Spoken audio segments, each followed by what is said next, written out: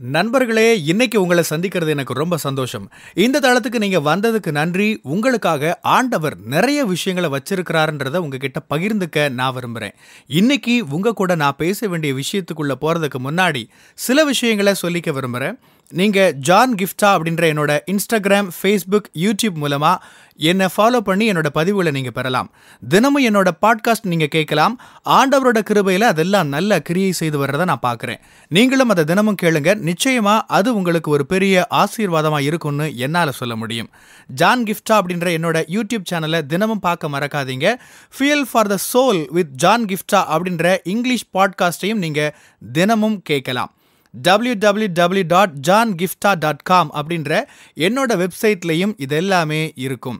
John, நான் வேதாகமத்தை வாசிக்கிறேன், தொடர்ந்து பிரசங்கங்களை கேட்குறேன், ஆண்டவர் அழைத்த வண்ணம் கிறிஸ்துவ வாழ்க்கை வாழ்றதுக்காக நான் நிறைய முயற்சிகள் எடுக்கிறேன், தினமும் ஜெபம் பண்ணுறேன், ஞாயிற்றுக்கிழமைகளில் ஆலயத்துக்கு போகிறேன். இப்படி எல்லாம் செஞ்சும் என்னால் எந்த முன்னேற்றத்தையும் மாற்றத்தையும் இது மூலமாக பார்க்க முடியல. ஏன் என்னோட வேத வாசிப்பு என் வாழ்க்கையில் எந்த மாற்றத்தையும் ஏற்படுத்த முடியலன்னு புரியலன்னு கேட்குறீங்களா? வேதம் வாசிக்கிறது, ஆண்டவருடைய வார்த்தை தொடர்பான இன்னும் சில தொடர் செய்திகளை நான் பேச இருக்கிறேன். அது தொடர்பாக இன்னைக்கு நான் பேச போகிறது ரொம்ப ரொம்ப முக்கியமான ஒரு விஷயம். நிறைய மக்கள் தங்களோட கிறிஸ்தவ வாழ்க்கை அப்படின்றது ஏதோ ஒரு 5 நிமிஷம் 10 நிமிஷம் கொஞ்ச நேரம் வேதத்தை திறந்து வாசிக்கிறதோட முடிஞ்சு போயுதுன்னு நினைக்கிறாங்க. வேதம் வாசிக்கிறது நல்லது தான், ஆனால் நிறைய மக்கள் அதை உண்மையாக புரிஞ்சு வாசிக்காம ஒரு கடமையாக செய்கிறாங்க. ஆனால் நீங்கள் புரிஞ்சுக்க வேண்டியது என்னென்னா, வேதத்தை வாசிக்கிறப்ப நீங்கள் உங்களுக்கு ஆவிக்குரிய உணவு கொடுத்துக்கிறீங்க. சிலருக்கு வாசிக்க முடியாமல் இருக்கலாம். இப்போ இருக்கிற தலைமுறை ரொம்பவே வித்தியாசமானது. நியூஸ் பேப்பர் கூட அவங்க வாசிக்கிறது இல்லை. முன்னாடி காலத்துலலாம் வாசிக்கிறது தான் ஒரே ஒரு பொழுதுபோக்கு அல்லது செய்திகளை தெரிஞ்சுக்கிறதுக்கான வழி.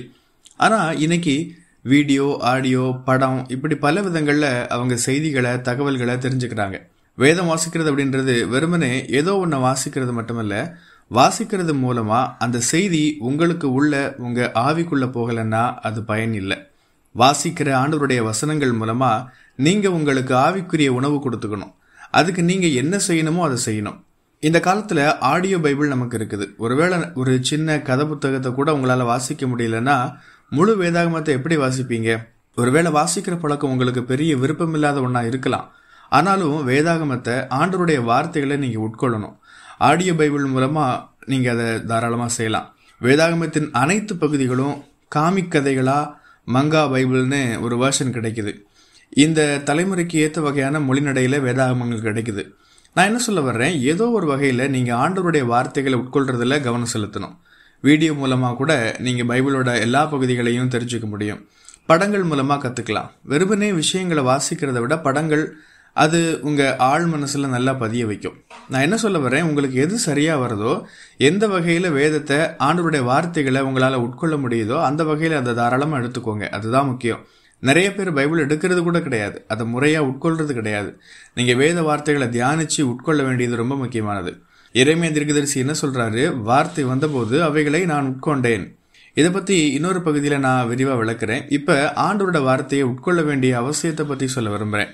ஏதோ ஒரு வகையில ஆண்டவருடைய வார்த்தையை உட்கொள்ளுங்க. உங்களுக்கு எது சரிப்பட்டு வருதோ அந்த வகையில அதை நீங்க தாராளமா செய்யலாம். வாசிக்கிறது, வீடியோ மூலமா, ஆடியோ மூலமா, காமிக் மூலமா, இப்படி எந்த வகை உங்களுக்கு வசதிப்படுதோ அப்படி நீங்க செய்யலாம். வேதத்தை உட்கொள்ளுங்க. இன்னொரு முக்கியமான அடிப்படையை நீங்க புரிஞ்சுக்கணும். நிறைய பேர் வேதாகமத்தை வாசிக்கிறாங்க, வாசிச்சு முடிச்சு மூடி வைக்கிறாங்க, அவ்வளவுதான்.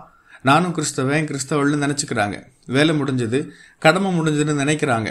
அவங்க எப்படி வாழணுமோ அப்படி ஒரு வாழ்க்கை அவங்க வாழ முடியாம போறதுக்கு இது ஒரு முக்கியமான காரணம்.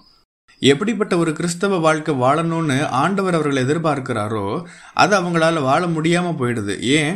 வேதத்தை வாசிச்சு அதோட அதை மூடி வச்சிடுறதோட அவங்க வேலை முடிஞ்சிட்டதான் நினைக்கிறாங்க. நல்லா கவனிங்க, நீங்க வேதம் வாசிக்கிறீங்க, நல்லதுதான். ஆனா அடிப்படை என்ன தெரியுமா?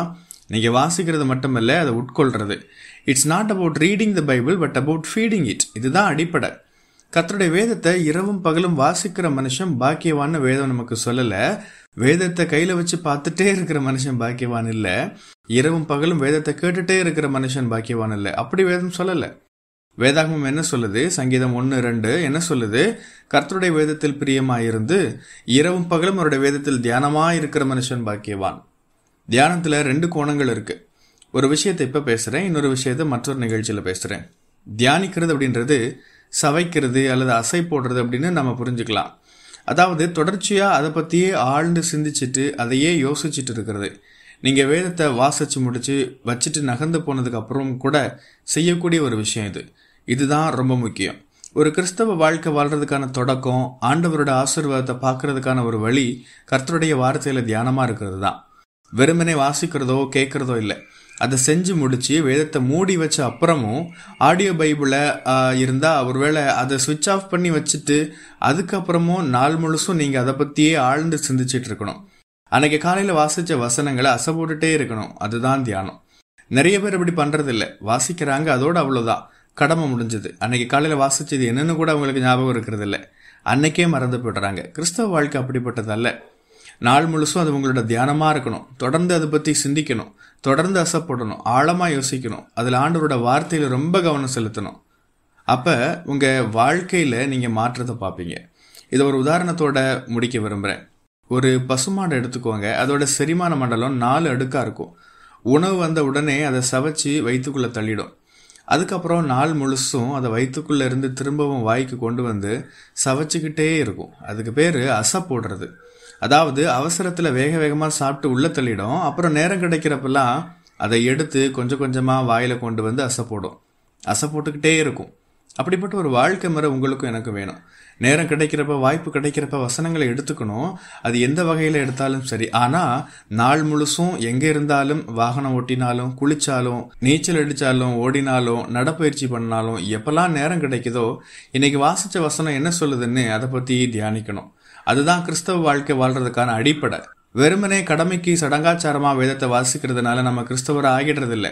இரவும் பகலும் வேதத்தை தியானிக்கிறது மூலமா மட்டுமே வெற்றியான கிறிஸ்தவ வாழ்க்கை வாழ முடியும். ஆமேன். கர்த்தர் உங்களை ஆசீர்வதிப்பாராக.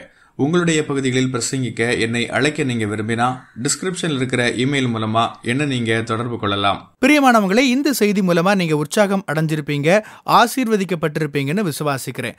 திரும்பவும் ஞாபகப்படுத்துறேன், நீங்க ஜான் கிஃப்டா அப்படின்ற என்னோட இன்ஸ்டாகிராம், ஃபேஸ்புக், யூடியூப் மூலமா என்னை ஃபாலோ பண்ணி என்னோட பதிவுகளை பெறலாம். ஜான் கிஃப்டா அப்படின்ற என்னோட யூடியூப் சேனலை தினமும் பார்க்க மறக்காதீங்க. Fuel for the soul with John கிஃப்டா அப்படின்ற இங்கிலீஷ் பாட்காஸ்டையும் நீங்கள் தினமும் கேட்கலாம். பாட்காஸ்ட் எபிசோடுக்கு நீங்கள் உங்களோட ரேட்டிங், ரிவ்யூ கொடுத்து ஷேர் பண்ண மறக்காதீங்க. www.johngifta.com அப்படின்ற என்னோட வெப்சைட்லையும் இது எல்லாமே இருக்கும். இந்த ஊழியத்தால் நீங்கள் ஆசீர்வதிக்கப்பட்டிருந்து மற்றவங்களுக்கும் இதே ஆசீர்வாதம் சேரணும்னு விரும்பினா நீங்களும் எங்க கூட சேர்ந்து ஆண்டவரோட ராஜ்யத்தை கட்டுற இந்த பணியை உங்களோட நிதி ஆதரவு மூலமாகவும் தாங்கலாம். கூகுள் பே அல்லது நெட் பேங்கிங் அல்லது பேபால் மூலமா நீங்க ஆதரவு தரலாம். எல்லா விவரங்களையும் டிஸ்கிரிப்ஷன்ல நீங்க பார்க்கலாம். ஆண்டவர் உங்களை ஆசீர்வதிப்பாராக.